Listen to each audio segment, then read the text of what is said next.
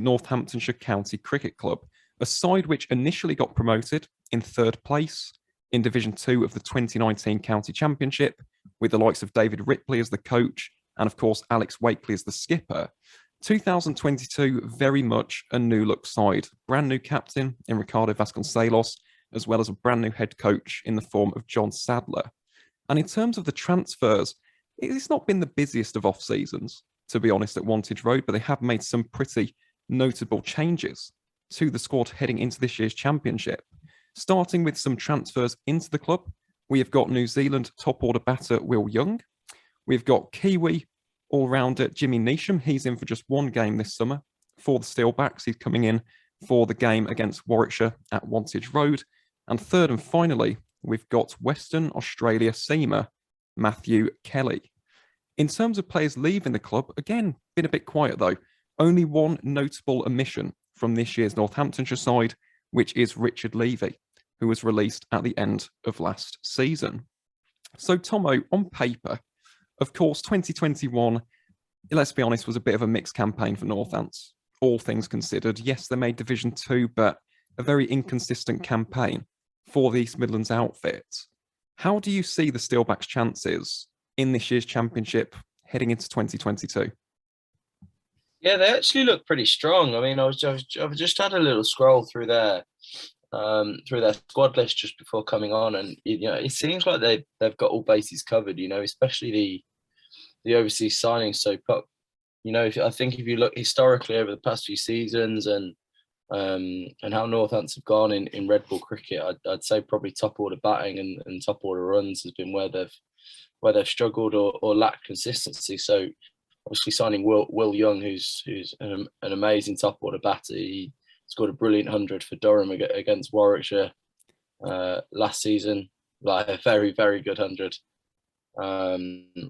If he opens up with Ben Curran, who did show some signs of scoring good top order runs last season, they could have a very strong campaign. They could indeed, Tomo. And actually, talking of one more transfer, aside from Will Young, and obviously as a Bears fan, I remember that knock quite vividly. It was an excellent knock. And to be honest, he had a very good campaign for Durham in those 4 matches in which he appeared. But there has actually been another transfer today, as we speak on this episode. Lewis Mcmanus, the Hampshire wicketkeeper batter, has come in on a 4-week loan as a bit of a replacement for Adam Rossington. Now, as of this recording, we don't know what the situation surrounding Adam Rossington is, but according to the club, literally on their club website, it says that Adam Rossington is unavailable for selection for the time being. So, again, Northants fans, we don't have any more further updates or info about that, unfortunately, but obviously when we do, we'll let you know either on the Twitter or, of course, here on the podcast.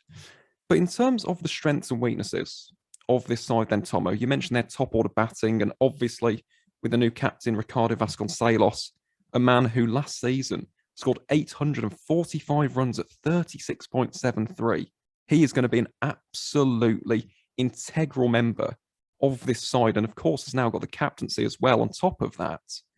How do you assess the Steelbacks' chances heading into this year's championship, and what are their real strengths and weaknesses heading into this year's tournament? Yeah, so as I mentioned, that sort of top order runs and consistency has been a real downfall of theirs. But I think now, sort of heading into this season, like I think their batting core is going to be their main strength, really.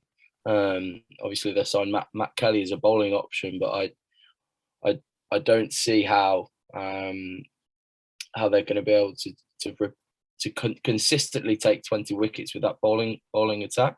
Obviously, they've got a lot of bowlers that can contain, and they're going to be able to create wickets through creating pressure and holding lines and lengths. But you look at sort of the Notts bowling attack, for example.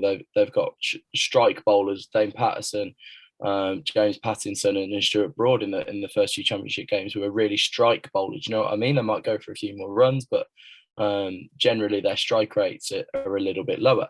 Whereas Northants are the other way around. They've got a lot more line and length bowlers that will just hit that same area, but might not necessarily get that breakthrough. I know exactly what you mean there, Tomo.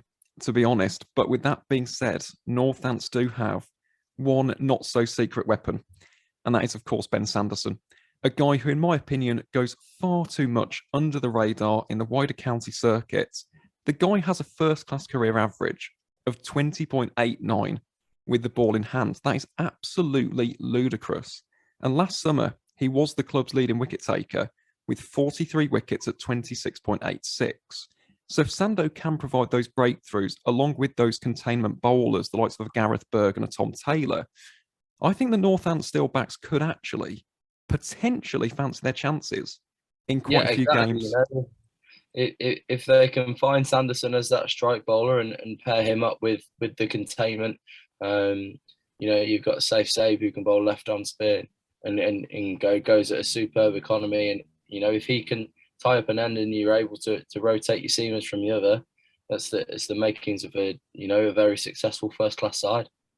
Most certainly is, Tom. It most certainly is. But in terms of the players to watch out for, then, this might be a tough question because we've mentioned quite a few names there. And actually, I will just mention Matt Kelly as well, because some people aren't actually too familiar with him. Western Australian seam bowler, and he is very much a typical Aussie seamer. So he hits a hard length, very much seam up deliveries as opposed to utilising swing to his disposal. But he is quite a good bowler. And again, his first class career average is around about 28, I believe, with the ball for WA. So again, Northants fans, an interesting selection, to be honest. I think, again, many people quite surprised to see him in the circuit this season. But as an enforcer, as someone who can hit those hard lengths and bowl those short deliveries, I think Matt Kelly could just offer something a bit different to Northants in this year's county championship. But Tomo, who would you say then, for Northants fans, who's the one player that you've got your eyes on heading into this year's tournament? Who should we be watching out for? Overseas, it'd probably be Will Young. You know, I think he's your absolute banker for, you know, scoring top order runs. And I guess as coming over to England as an overseas player, you know, the hardest time to bat is early season. You know, April, May wickets. The ball swings around and it does quite a bit, obviously. But you know, he scored 100 against Liam Norwell, Oliver Hammond Dolby. I don't think Ollie Stone was playing actually, but you know, he scored a good 100 against a couple of top quality seamers in Durham in April. So you know, he can bat in English conditions. If you're not talking overseas, I think Ben Curran has got massive potential to have a big year. You know, the glimpses of form that he showed in the COVID season and last year, or obviously Ben Sanderson. Yeah, to be honest, I've got to go Ben Sanderson. I have to go with Sanderson. I think he's great. Honestly, as I said, deserves far more recognition on that wider scale. How he's not been in an England Lions squad, I will never know. But Ben Sanderson, he would be my player to watch out for. And imagine for Northants fans, you'll be hoping that Sando has yet another fantastic season for the East Midlands County in 2022.